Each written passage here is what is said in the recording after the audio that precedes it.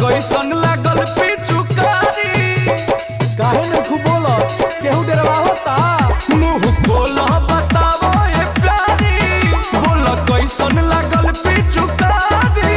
दाग छूट गइल बानू तोहार कारे छोटुआ काहे चुप बिया का दिलवा नावले रे गोलुआ पागल है इसका रे सुना कोई सोना रंगवा डोले रे गोलुआ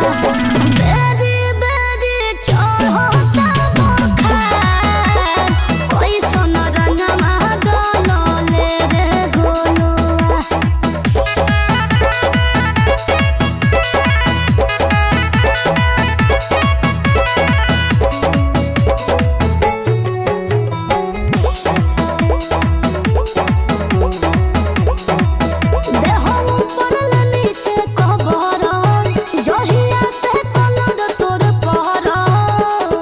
करो में हमारे गलती बा तू ही तो अच्छा छाइल रहू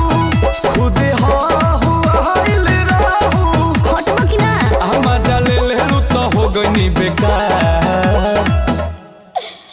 का दिलवा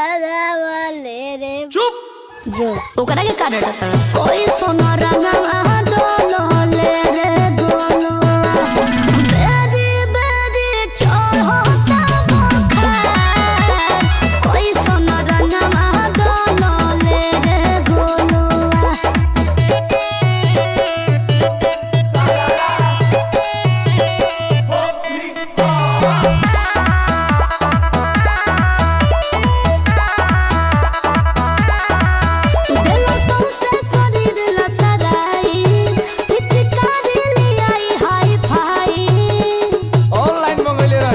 अंकुश के डालल रंगवा खिल जाई सारा अंगवा बोलवाई झूठ सब सीन लिहे लालू संभाल का